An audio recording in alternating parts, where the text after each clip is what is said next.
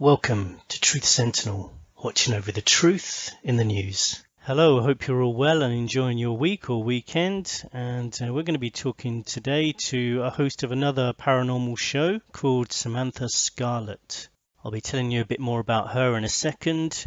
Just to let you know about our show, it's Truth Sentinel, www.truthsentinel.co.uk. We're a travelling podcast. We travel around the world and report on news, conspiracies, mysteries, all kinds of things basically. You can find out more about us on our website or go to YouTube and look for Truth Sentinel with Scott. So let's go and find out more about our next guest. We're going to be talking to her about the paranormal, UFOs, cults, vampire culture, psychics, ghosts, Bigfoot and the Loch Ness Monster, axe murderers, and anything else that might crop up.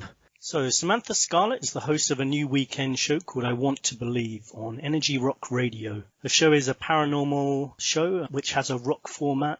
It's an online radio program basically. She's an alternative rock artist and goth fashion designer. Her albums include Violent Delights and Violent Ends, Into the Darkness, and some of her singles which I was just listening to were Forgiven Sins and Fallen Star. Her new single is called Page 6, which just came out last month and which I'll put on this episode. Let's venture into the darkness with her now and ask her some questions. Samantha, welcome to Truth Sentinel. Thank you guys for having me. Sorry if I sound kind of foggy because I just woke up. Even though it's noon here in New York, I'm kind of not an early riser. So depending what time I went to bed, this is can be way too early for me. That's fine. In fact, we were just talking about this, how I'm kind of dehydrated and exhausted as well after doing Thai boxing. So mutual sympathy. First of all, I wanted to say that I heard you're a Coast to Coast fan, or you were, or do you still listen to them? Yeah. Okay. So I think it was around 9/11 because I couldn't fall asleep. I was 11 years old, and I couldn't fall asleep at night because I was scared. And my mom used to, I guess, listen to Art Bell going back to I want to say the 80s or something. And so I think I was sleeping in my mom's room or whatever around 9/11 because I was freaked out. I lived on the West Coast, and she would have Coast to Coast on, and I remember hearing it and being this stuff is crazy, and I really like this because I used to I was already into kind of the paranormal stuff because there was this TV show that I used to watch called So Weird on the Disney Channel, which was a kid's version of the X-Files. But when I started listening to Coast, it was real stuff. So I kind of got hooked on it. And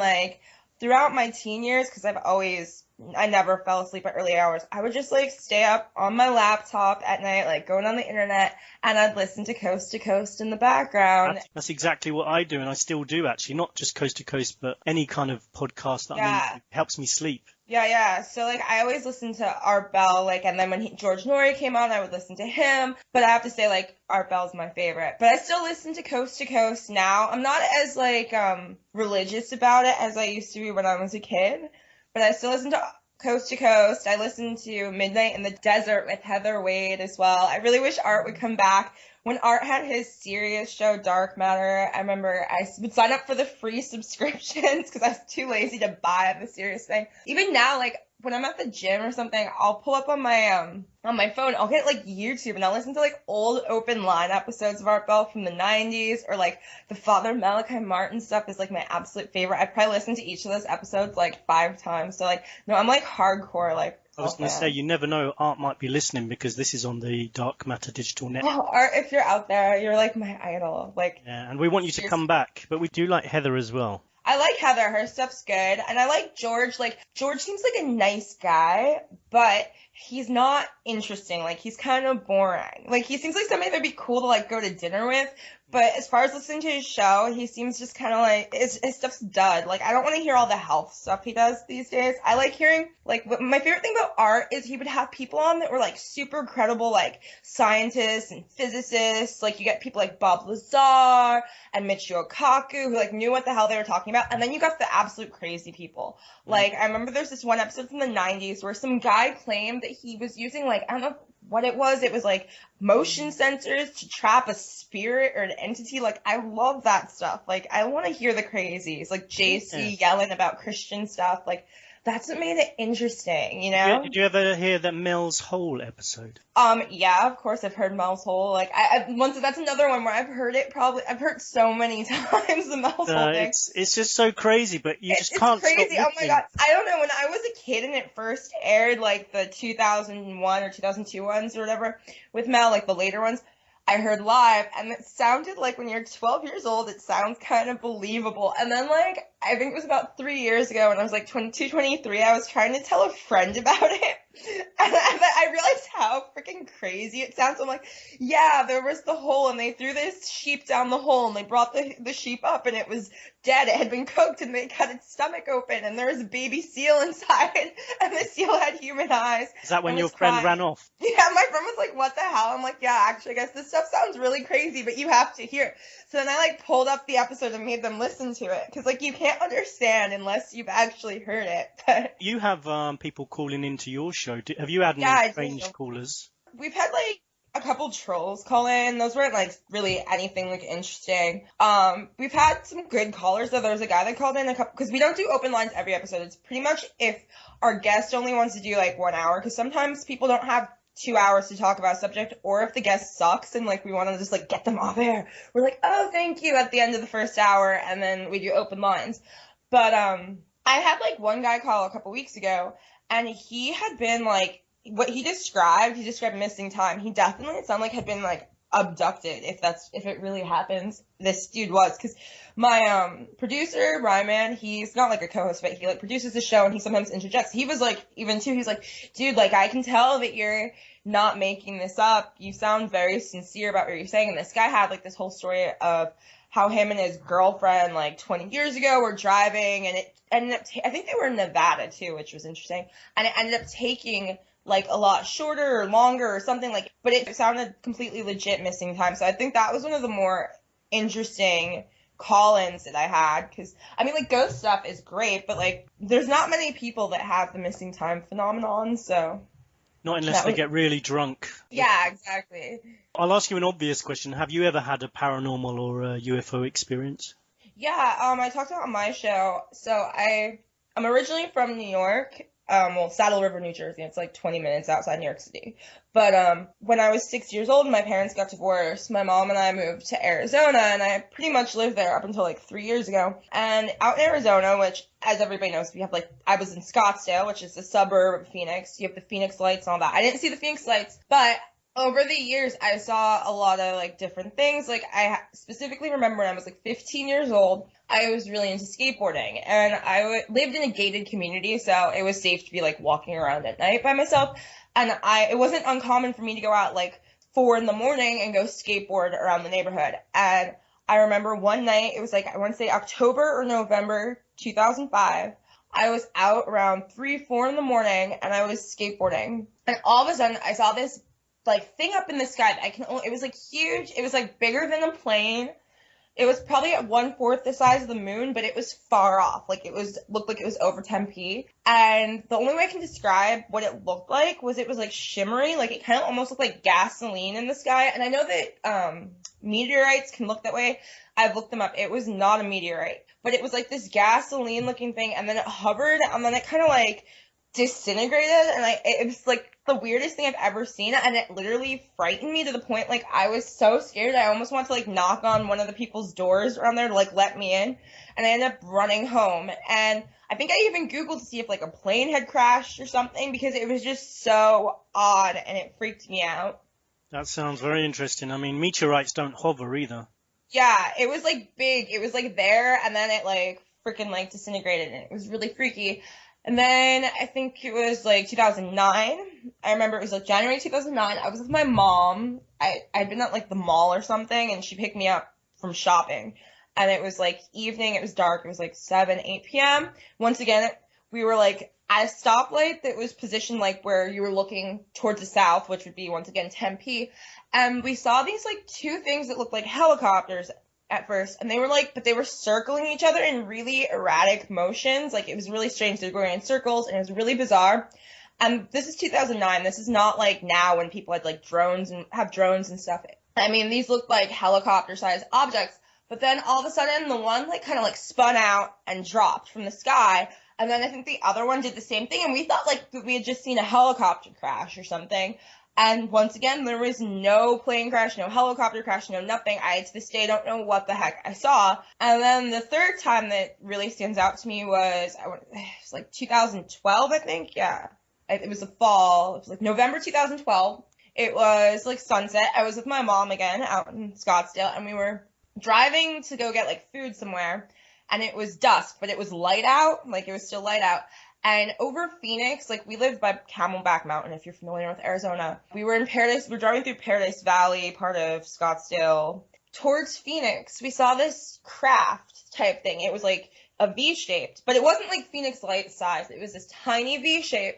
And as it moved, it was moving northwest. As it moved, each of the little like lights started to blink out and like fall out, and the final light blinked out right over where the is it Luke Air Force Base is, the Air Force Base. It's on the northwest side of Phoenix. So I thought that was really interesting that the lights blinked out right over a Air Force Base. So my personal thought is, yeah, I've seen stuff in Phoenix, but they're probably government test crafts.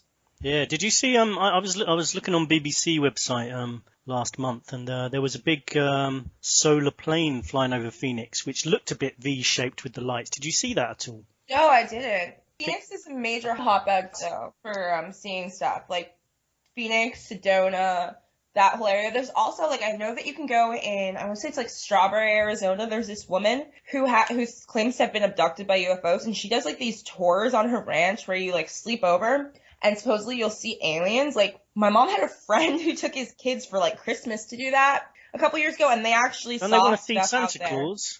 No, they were, like, adults. But the guy took his kids to, like, this ranch out in the desert where this woman had supposedly, like, you have contact. And they didn't have contact with aliens, but they saw, like, these weird lights off in the distance. So, yeah, Arizona's kind of like going to the Area 51 thing where people always see test craft. But I don't know that I necessarily think they're from outer space. Sounds like an interesting place to live anyway.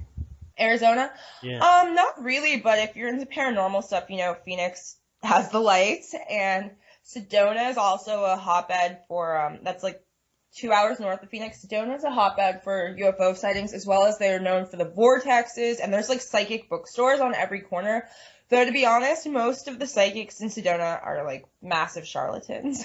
I was going to ask you about that actually. One of my questions is, do you believe in psychics? Have you met any people you think really are psychics? Yeah, no, I'm big on that. I guess I try to like find like I'm one of these people who looks for the truth and whatever.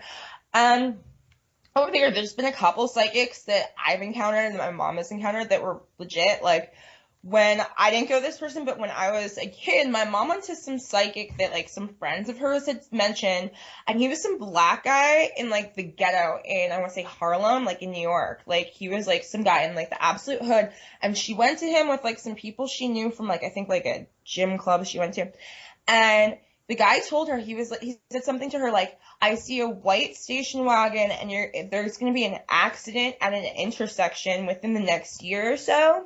And at the time, my mom and my grandmother both had matching white Volvo station wagons. And so like we moved to Arizona within that year.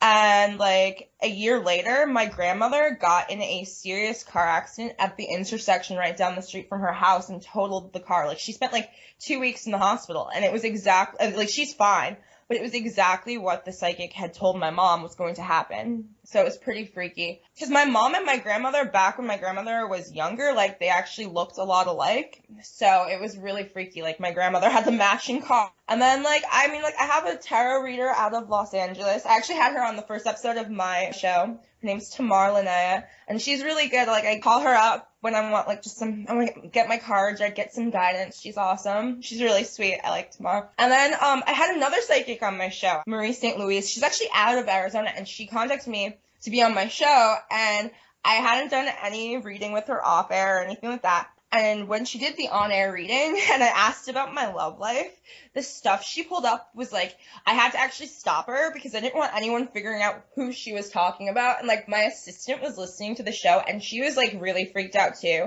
And my assistant actually called in for a reading on the show, as did another one of my friends when they had the open line readings. And the stuff she said was like totally on point. I mean, with me though, it was freaky because she was actually pulling dates of like when I'd seen somebody, and it really, really freaked me out. Have you listened back to check whether they're using any sort of special psychological techniques or anything like that? Yeah, I mean, there's no way she could do this because I don't want to say it like on this show because I once again don't want it like who it was, but like she's like, you're gonna be seeing this person at blah blah date. And it was like, I hadn't put that I was going anywhere. And like the date that she was telling me was like when I knew I was going to be seeing this person. And then she told me like, you saw them last on, or she said, I'm seeing something with such and such date. And like, that was the date I had last seen the person. So it really freaked me out. And she also pulled the correct like initial. So and it wasn't like somebody that anybody knows that I knew particularly.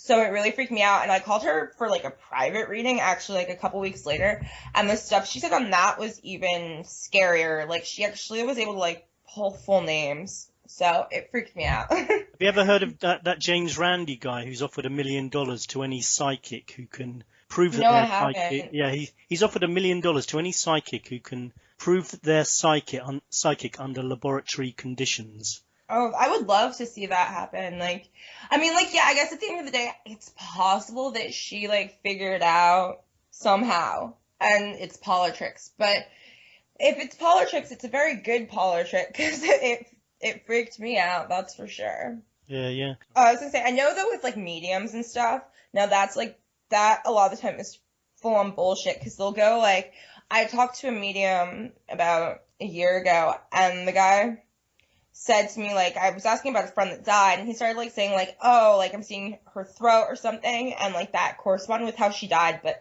other things he said weren't, like, so on target, and then I looked it up, and a lot of mediums will always say that the person, like, oh, their throat, because most people, like, when they die, it's something with, like, breathing, or, like, a heart attack, or whatever, it's all in that area.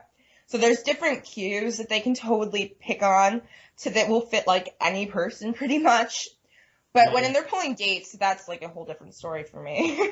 If someone was psychic as well, I mean, it's probably not an exact science. I mean, in some ways, people would say it's not science at all. You know, you're going to be hit and miss. I'm open-minded to it, but I don't tend to go to psychics. I'm probably too scared that they're going to say something negative about my future, and then I'm going to be like dreading it, and perhaps kind of create it. They're just complete bullshit. Like, sorry if I said a word I'm not supposed to say. Oh, no, it's fine. No, I've been to ones where, like, I've been like, no, this is, nope, nope, you're completely off. And, like, in those cases, it's just, like, you walk out. But, like, sometimes, at the least, it's good entertainment, Yeah. I'm not gonna, like, base my life 100% around anything a psychic says, but, yeah.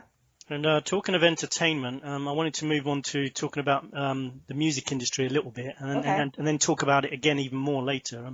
There's always rumours that people in the music industry have to sign contracts selling their soul, like literally. Have you ever been asked to sell your soul to the? No, but I'm not at that level as of yet. I'm currently still like an independent artist. Like people don't realize that because I've got 100,000 people on Twitter, and I'm verified on everything except for Instagram. Instagram, if you're out there, I want to be verified, thank you. And I've got like the Wikipedia and all that stuff. But people think like, oh, you're signed. Like, I'm not signed. Everything is grassroots for me. Everything that when you get further, you have to sign a contract. Like, I've never bothered to ask any of my friends that have been signed if they have. I'm kind of like on the fence about that whole thing. And it's one of those things that like, in case it's true, I don't necessarily like want to discuss openly the whole Illuminati thing, because if it's true, cool. If it's not, cool, but I don't want to piss anybody off, potentially. Yeah. I mean, would you though? That's the next question. Would you sign something like, that you wouldn't necessarily normally do in order to get fame and fortune? Would I don't know. I mean, it depends what the contract actually said. If some of the things that you read about are true, probably not, because some of it's a bit too hardcore. But as far as throwing some covered eye, like one eye things in a music video and saying "Hail Satan" or whatever, I don't really have an issue with that, because I'm not really a believer in Christianity or the devil. I don't believe in any of that stuff. So pledging to Satan doesn't really scare me because I don't think he's real. But as far as actually hurting people or something like that for fame, no, I'm not that's not my bag. Okay, But on another different subject, I heard your interview with, I think it was a lady called Isis about the Source family. oh, Isis Aquarian, she's so Yeah. awesome. Yeah. Yeah, that I, sounded, that Father Yod guy sounded like an interesting guy with his health food restaurants and... have you seen their No, documentary? no, but after listening to your show, I think I might check it out. Yeah, you have to go check out the Source Family documentary. It's freaking amazing. Like all the footage of them back in the 60s and 70s, it's so crazy. Like they were like a cult, but they were this happy, positive, hippie cult of peace, love, sex, drugs, and well, they didn't really do drugs other than marijuana, but sex and rock and roll. I mean, Father Yod had a band and they traveled and I don't know. They're pretty awesome. I wish I could have been a member of the Source family. I was going to ask you, would you ever join a cult like that? If it was a cult like the Source family, sure. If it's a cult like Heaven's Gate or the Mansons, hell no. You wouldn't last very long in Heaven's Gate anyway. Yeah, Heaven's Gate or Jonestown. I'm not gonna drink your Kool-Aid. How often do you think about your existence, why you're here, what life is all about? I try not to think about because when you think about it, it's so upsetting. Like, to me, it's upsetting because I just try to, like, be like, okay, well, it's something that I just can't comprehend, and there's an explanation. But really thinking of existence, how are we here? Because we can't find an answer to it, really.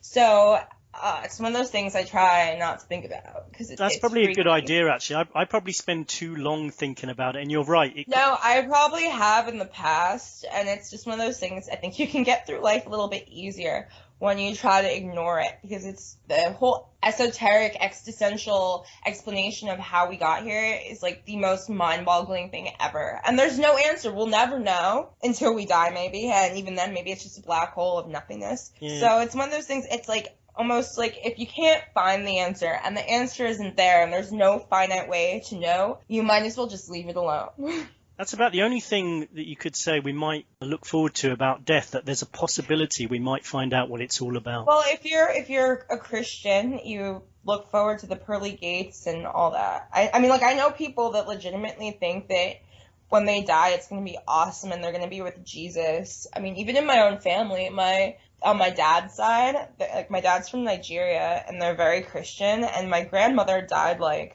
my dad's mom died in April, and my uncle and them, they're like, oh, well, it's okay, she's with God now, or Jesus. And I don't know, that's a very strange way. I guess from my atheist, I mean, I say I'm an atheist, but then I go to psychics and I'm into ghosts because I'm trying to find some proof of God. But for my atheist perception, to like say, oh, she's with Jesus now, it freaks me out. But there's a lot of Christians that are totally cool with dying, and they don't even expect that they're going to know the cosmic, like, oneness thing. They just think Jesus is there.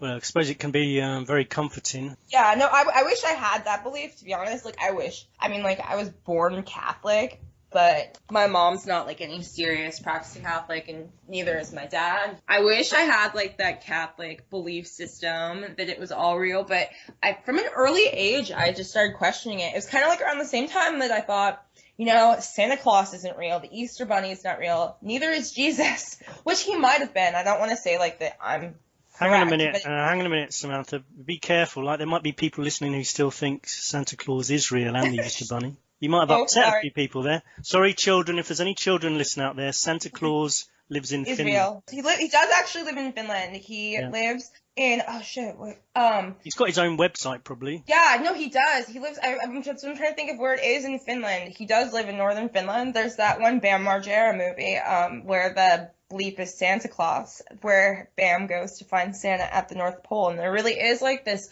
resort you go to in northern Finland. You. I think you've just stopped children's crying now. There's a resort. No, but there's this movie I used to always watch it at Christmas because they showed it on MTV, where Bam Margera goes to find Santa Claus, and he does, and he's at the North Pole. But you can go there. There's like the Santa Claus Workshop Resort. I'm not really keen to go to northern Finland. Actually, I wouldn't mind because you can see the northern lights there, you know. I think you can see the northern lights, though, from, like, Helsinki and Stockholm, which are a bit warmer. Northern Finland, that's, like, the Lapland. It's in Lapland. Lapland is, like, the frozen, cold tundra, and you're just miles and miles away from civilization. You can also see them on YouTube in the warmth of your own room as well. Yeah. Jumping again to a new subject, if aliens landed on Earth now, do you think people would be able to handle it, or do you think we would just start attacking them? It depends how they landed. I mean, if, like, one alien delegation landed in one spacecraft on the lawn of the White House and was like, hi, we want to meet with Obama. We're very peaceable. I think it would be maybe okay. But if they just start landing in different cities and it's like a armada of alien craft coming in the mothership and whatever, yeah, of course we're going to attack, but I don't think we'd win. Well, that guy landed on the White House lawn, didn't he, with it in his microlight? They nearly shot him down and they threatened to send him to prison. Yeah, well, I feel like the aliens would have like some power that they could like telepathically like subdue the Secret Service and be like, shh. We're sending peace and love and light vibes to you all. We're here in peace. We just want to know where Michelle Obama got her hair on fleek. So, have you seen Independence Day 2, by the way? I have not seen the second Independence Day. I haven't seen the first one in a long time. I mean, I remember seeing it when I was a kid and being like, this is a good movie, awesome. But I have not seen the second one. I mean, what's the point? It doesn't have Will Smith in it, so who cares? It does, actually. I have seen it, and it's a bit of a letdown. There's some good parts in it, but yeah, it's nothing like Independence Day 1. It's not in the same league, you know. Yeah, no, the first one was really good from what I remember when I was like 6 or whatever when it came out, but I have not seen the new Independence Day. Just time for a quick break to tell you a bit about this show and let you know about some up-and-coming guests. Hello, I'm Scott, host of Truth Sentinel. We do weekly podcast shows covering topics connected to psychology, philosophy, political corruption, conspiracies, mysteries, world events, paranormal, and scientific advancements. Our episodes are recorded from diverse locations such as the UK, Ukraine, Israel, Egypt, Kazakhstan, Portugal, Vietnam, and Thailand. Find us on YouTube and also listen to us on the networks. Feel free to make a donation or buy a t-shirt, which gives us a small donation too. Use the code TRUTH1 for a 10% discount. Thanks for listening. That 10% discount for t-shirts can be found at trutht-shirts.com. That's trutht-shirts.com, and use the code TRUTH1 to get your 10% discount. I also wanted to talk to you about some up-and-coming guests that we're going to be having on. We're going to be talking to Brian Dunning from Skeptoid website, and we're going to be discussing conspiracies and world events and things like MH370. Also going to be having the great man himself, the Dice Man, Luke Reinhardt. Check out the book that was written in the 1970s, which changed the world and was a cult bestseller. It's about a man who throws a dice to decide everything he does. And we're going to be talking to Tracy Twyman about secret societies. So I hope you join us and check us out again at www.truthsentinel.co.uk. Let's get on with our conversation with Samantha Scarlette anyway.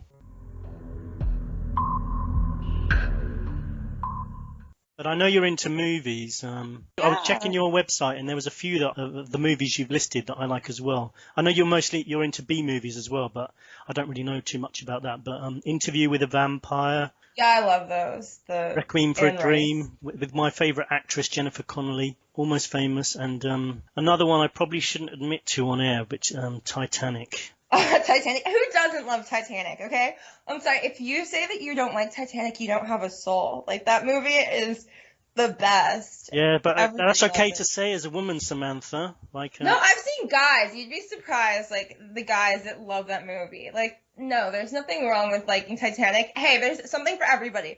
You got the love story for the girls and Leonardo looking hot. Then you have, for the guys, you've got Kate Winslet nude, and you have a lot of action. I mean, there's people drowning and dying and fighting for their life. There's even some gun action in that movie. So, whatever. It's an action movie with a love story. It's for everybody. That's true.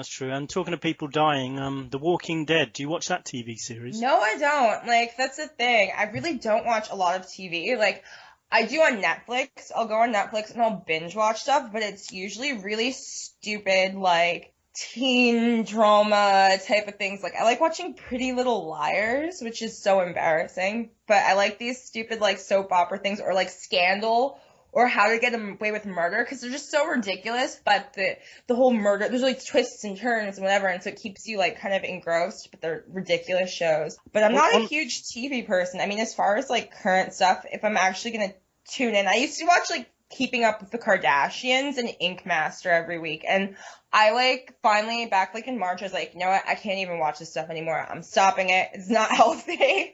It's junk. And I guess it's really embarrassing to admit that I used to watch Keeping Up with the Kardashians on a weekly basis. That is embarrassing. How to you said How to Get Away with Murder, and one of your shows was about axe murderers, wasn't it? Oh yeah. I've done a couple things where there's like murder involved, but yeah, the Villisca Axe Murders was a show I did like say 2-3 weeks ago. That was very actually interesting. That was one of my favorite ones I've done. That guy was really interesting, and that whole story is crazy.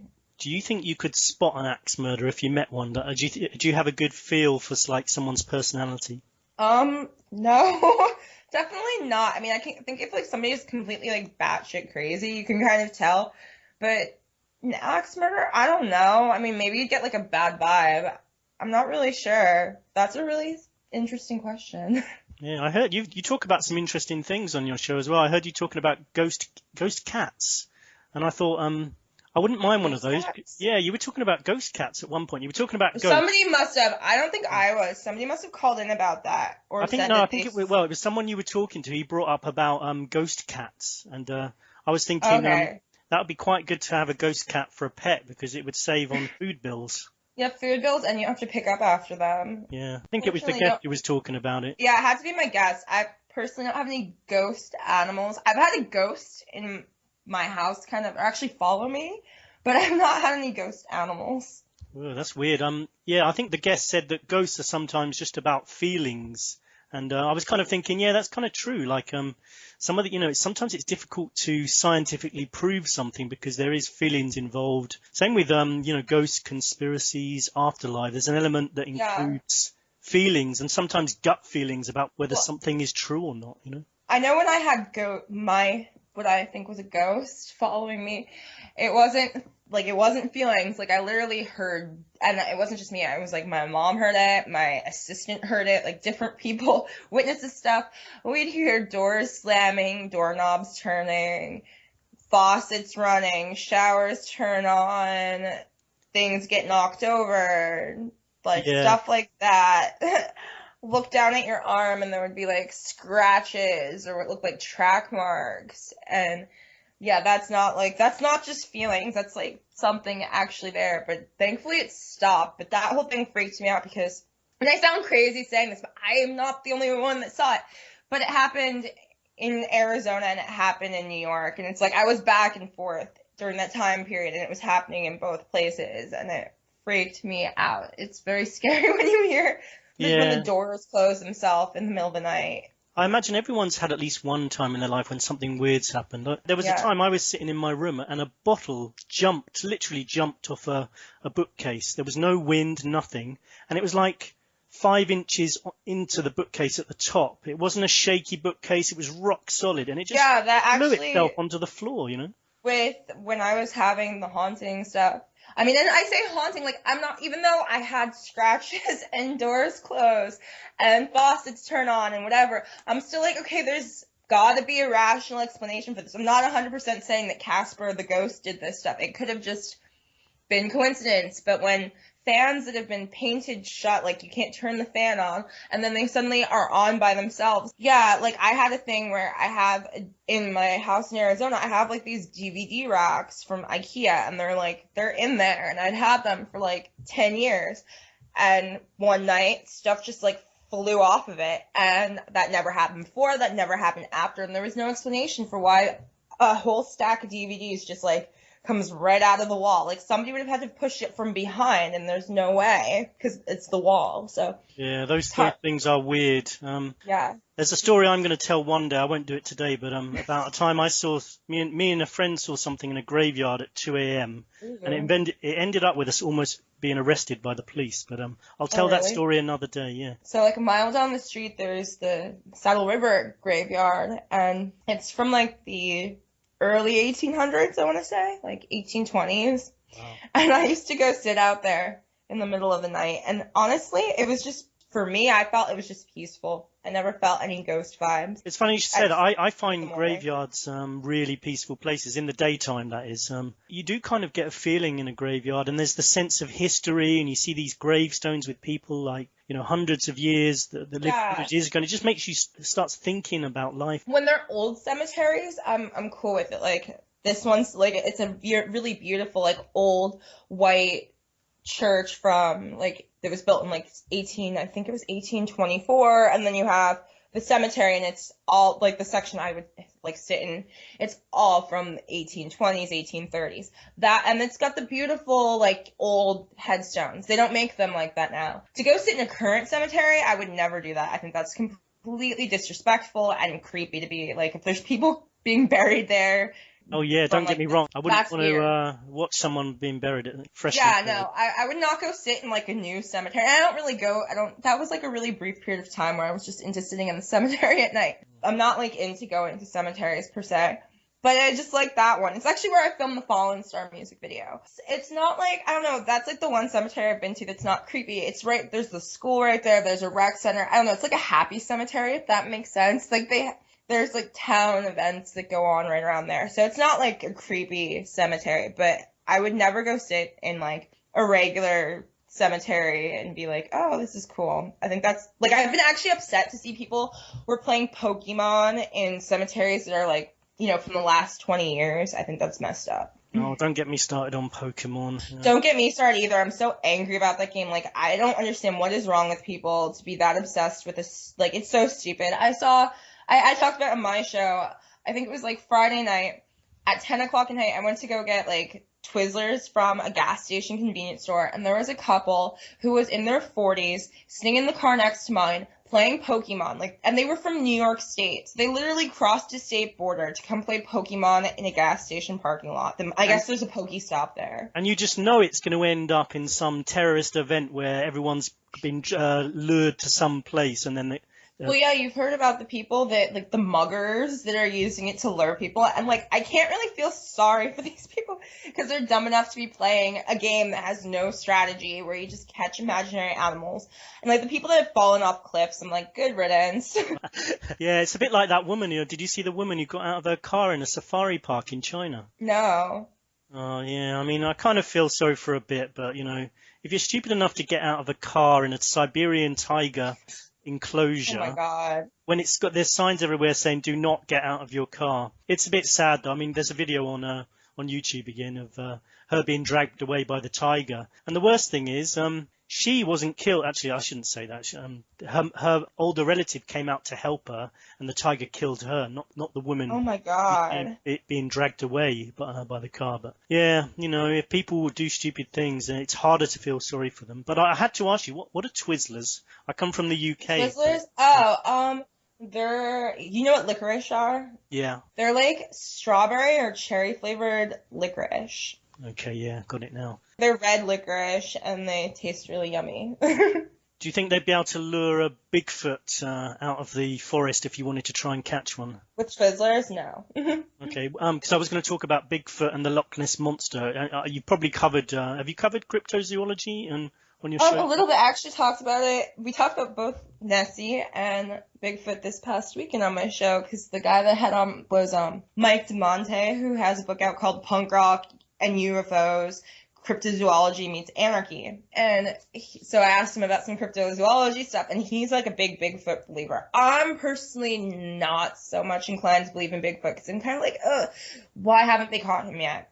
Yeah. I mean, he might be real, but I'm just sick of every time. It's always with Bigfoot. It's always some person in the backwoods in like Arkansas who can't get a photograph, or it's a grainy photograph that could easily be like a man sitting by the river in black clothes and not Bigfoot. Like, they don't necessarily look like an ape. And then the people who have caught Bigfoot, like those guys a couple years back, I think they even were on Art Bell or George Norrie, and it turned out to be that they had like a Bigfoot Halloween costume that they stuffed with raccoon meat or something like that. Like, I'm sorry. Like, I feel like we would have some evidence of Bigfoot. I agree, actually, especially in the modern age with videos around everything. Exactly. But, I mean, I went to Loch Ness looking for the Loch Ness Monster, and if you stare at the water long enough, you do start to see things. That's what I found, But But that's just because you're staring, you see like a piece of wood float past, and you think, Yeah, no, that must be the monster, you know.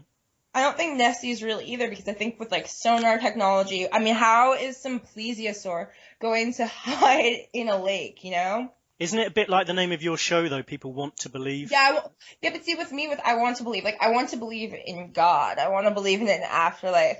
I want to believe in aliens. Stuff that hasn't been necessarily disproven. It's more like prove it to me. And when it comes to Nessie, not so much Bigfoot. Bigfoot, I'm still like, okay, he could be out there. But with Nessie, it's pretty much been proven to me, but it's not real.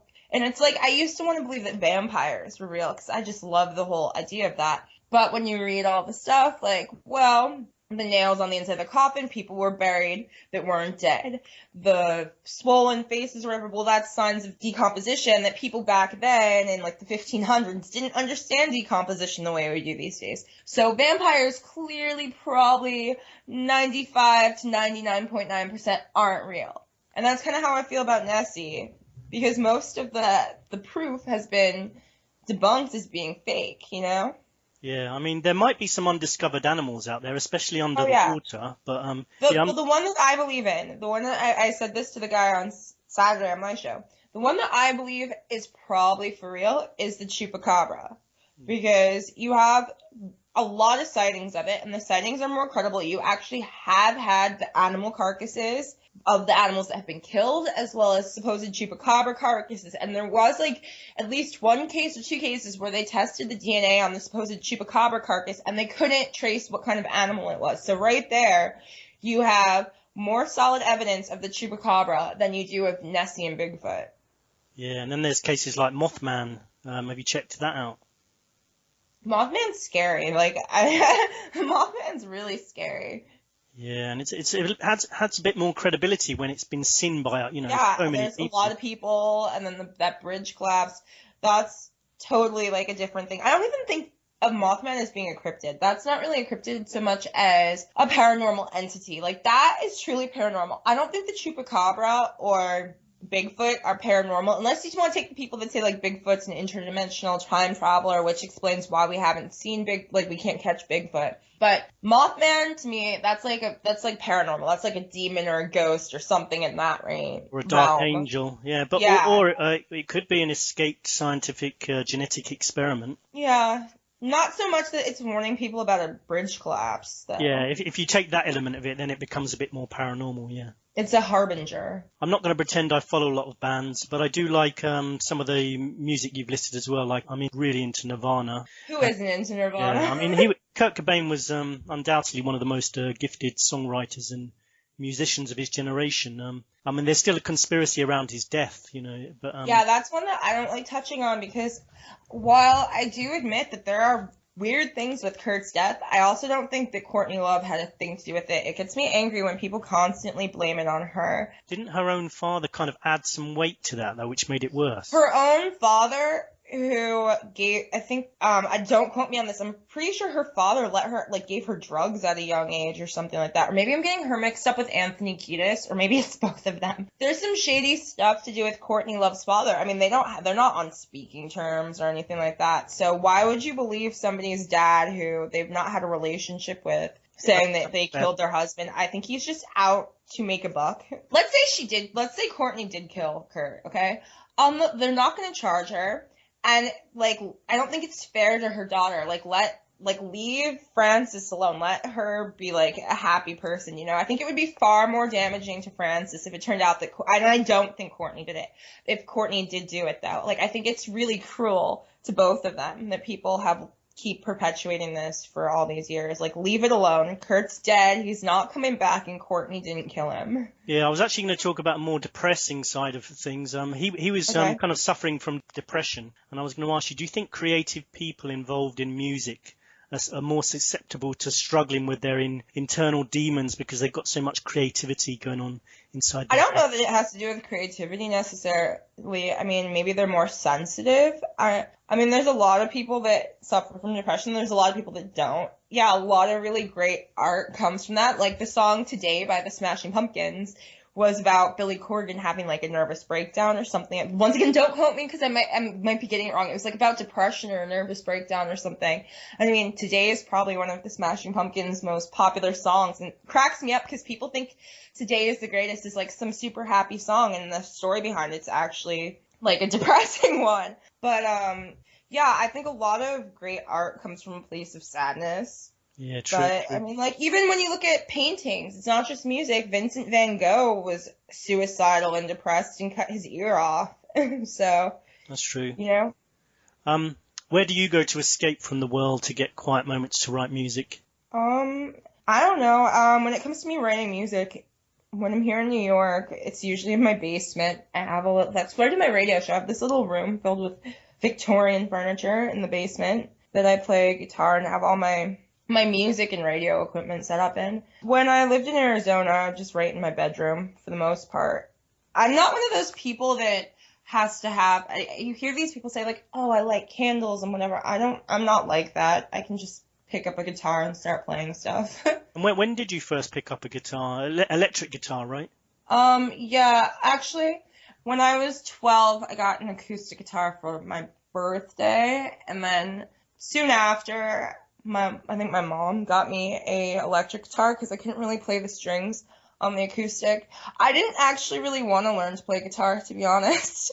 I had like no interest in it, and I had guitar lessons, and I learned like 3 songs then, and I wasn't good at all. I'm still not a good guitarist. Do you play on your tracks or not? I do on some of the stuff, not on the recent stuff. Like, if you go back on my old music, I played guitar on The Demon. I played guitar on Morning Fantasy. I played guitar on, like, all the demo songs that you hear, like, on the Into the Darkness. All the demos I played guitar on. Bitten I played guitar on. And then the last studio track that I released where I played guitar on it was Iron Maiden. I played the lead guitar portion, and I played the synthesizer. But on my newer stuff, I don't bother playing because, one, I'm not a great guitarist. It sounds better if I have my producer play on there, and it's just faster to record. Fair enough. Because, like, right now I'm working with Justin Salter, who's a friend of mine out of Los Angeles. He used to be the drummer for Scary Kids Scaring Kids, and he's just an amazing instrumentalist. And I write my stuff, and I demo it, and then I send him the demos, and then he puts his, like, he, like, re-records the instrumentals, and he makes them, like, studio quality, and he can whip them out, and he's playing every instrument, do the full instrumentals in, like, 3 hours or 4 hours on a track, because he's, like, that good. He can, like, do, like, 1 take, 2 takes, and he's good. Whereas with me, I'd be there, like, for, like, you know, like, a couple hours to do a guitar track. So it's just easier that way. Yeah, and we're going to play one of your tracks shortly.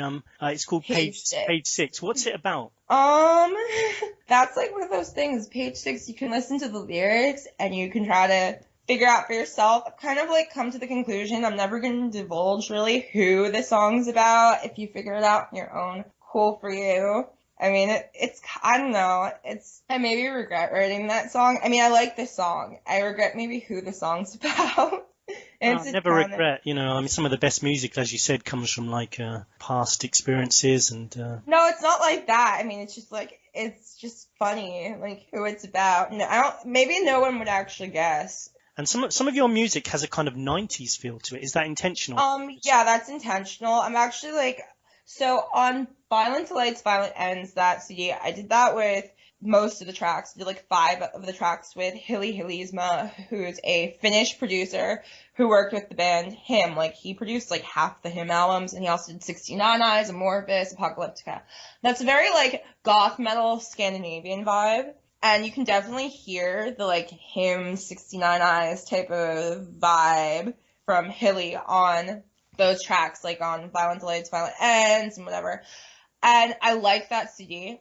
But I kind of just wanted to go back to more 90s alternative, which is, like, my obsession. I freaking love the 90s music. That's pretty much all I listen to. Like, last weekend, I was at, like, I saw Dinosaur Jr. and Jane's Addiction, and I'm actually debating whether I want to go see Alice in Chains tonight. And, like, I went to Smashing Pumpkins back in April, who was my absolute favorite band, which everyone knows that. And I love Nirvana, and Hole, and Bush, and Pearl Jam, and, like, all that stuff. I'm just a total 90s music junkie. And so I just kind of want to like do more music that's in that vein, and I like want to push the whole 90s like grunge, rock, alt vibe at the younger generation, because I kind of feel like the music that's out now is terrible, and so I'd rather push what I feel is like a good genre of music than the kind of like generic pop rock that's out now. Yeah, that's good. I like your music, by the way. I was listening to it. I'm a 90s child, though, so, you know, I grew up during that period, and kind of reminds me. Me too. I was born in 1990, so. When I say I'm a 90s child, I mean I grew up. I'm not going to divulge my age, but Okay, so you're older than me, so you got to probably like actually hear this stuff when it came out. Whereas like I heard Nirvana in like 2002, like when they came out with the Greatest Hits album with like You Know You're Right on it. That's when I got into Nirvana. So Kurt had been dead almost 10 years when I started listening to Nirvana and like all that stuff, and like Smashing Pumpkins and whatever. Like I listened to it like years after it had originally come out. But to me, like I guess it's because of though I was born in the 90s, like I have this soft spot for my birth decade's music. Yeah, no, fair enough. We've run out of time, unfortunately. Okay. It's been great talking to you. Really enjoyed it. Your website is samanthascarlette.com, right? Yep, Samantha Scarlette, and Scarlette is spelled Scarlette, because there's different spellings of Scarlett. I wanted to have a spelling that was harder, like, you know, like would come up in Google easier. So I have 2 T's and an E on the end instead of like 1 T or 2 T's. But yeah, samanthascarlette.com, or you can hit me up on Twitter. I'm always on Twitter, and everybody knows that, and it's Sammy, Sammi, Scarlette on Twitter, and that's like one of the easiest places to find out what the heck I'm up to, because I'm bad about updating my Facebook, and I'm bad about updating my website, so yeah. But people can hear you live on Saturday nights, is that right? For this month, I'm off, and I'll be back end of August with I Want to Believe. So like in the time being, while I've got time off from the radio show, I'm going to work on trying to finish my new CD. I'm also working on, this is like exclusively new, out a line of liquid lipsticks. So I'm kind of like getting into like the process of seeing how I go about getting them manufactured and whatnot. And then I've got my clothing line that I'm MK Ultra 90 that I'm still working on.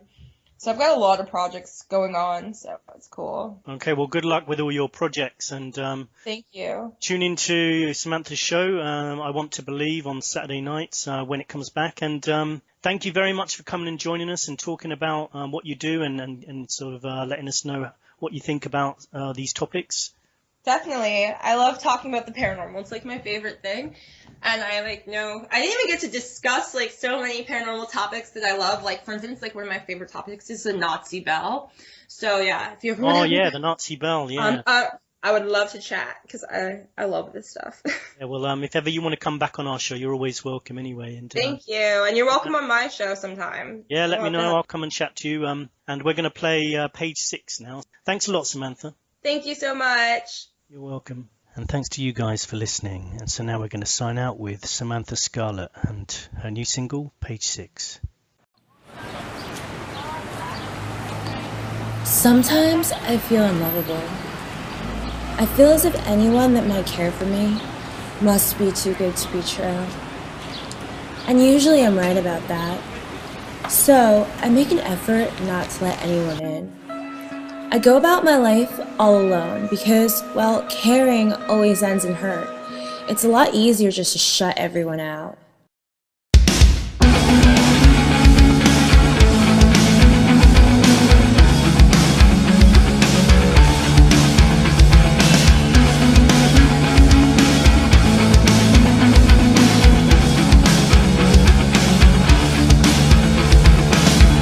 Prince Charming in a black leather jacket waits me in the Bowery Bar. They all recognize him, and I wish I didn't know who he was. I said I'll never do this again, but now I've got a song stuck in my head. Love sick infatuation makes me wanna die. I don't wanna fall in love with you tonight.